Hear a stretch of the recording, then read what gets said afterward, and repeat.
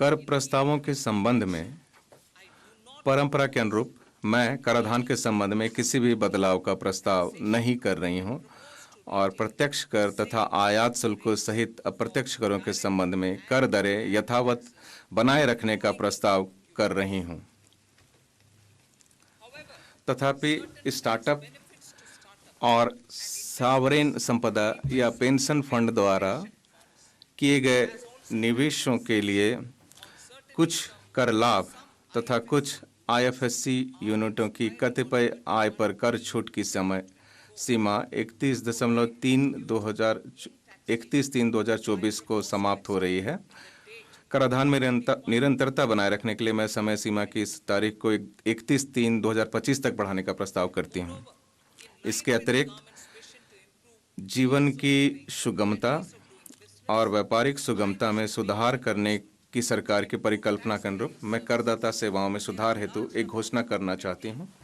बड़ी संख्या में कई छोटी-छोटी गैर सत्यापित, गैर समायोजित या विवादित प्रत्यक्ष कर मांग बही खातों में लंबित हैं। इनमें से कई मांग तो वर्ष 1962 तक के भी पुराने समय से मौजूद हैं।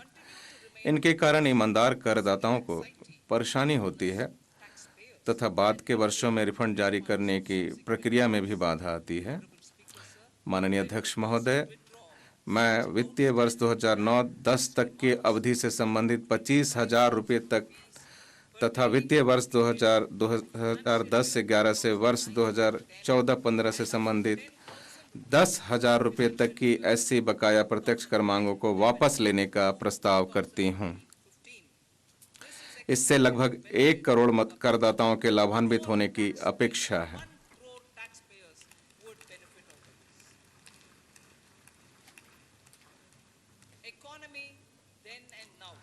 अर्थव्यवस्था तब और अब वर्ष 2014 में जब हमारी सरकार ने बागडोर संभाली थी, चरण दर चरण अर्थव्यवस्था को दुरुस्त करने और शासन प्रणाली को सही रास्ते पर लाने की जिम्मेदारी बहुत बड़ी थी। समय की मांग थी कि लोगों को आशा की किरणें दिखे, निवेश आकर्षित किया जा सके और सुधार के लिए आवश्यक समर्थन जुटाया जा सके। सरकार ने इसे सफलतापूर्वक किया।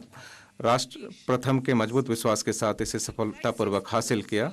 उन वर्षों के संकटों से पार पा लिया गया है और अर्थव्यवस्था सर्वांगीण विकास के साथ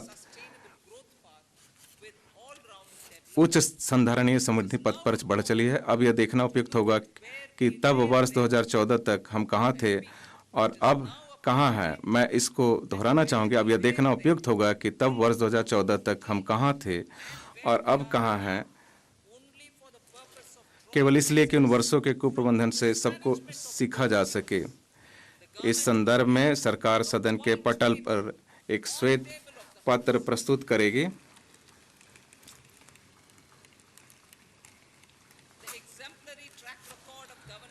शासन, विकास और निष्पादन, प्रभावी प्रदायगी और जन कल्याण के अनुकरणीय ट्रैक रिकॉर्ड ने सरकार को लोगों का भरोसा, विश्वास और आशीर्वाद दिलाया है ताकि आने वाले वर्षों और दशकों में नेक इरादे, सच्ची लगन और भरपूर प्रयासों से विकसित भारत के लक्ष्य को हासिल किया जा सके, चाहे इसके लिए जितना भी जतन करना पड़े। इन शब्दों के साथ मैं इस गरिमामय सदन में अंतरिम बजट पेश करती हूँ।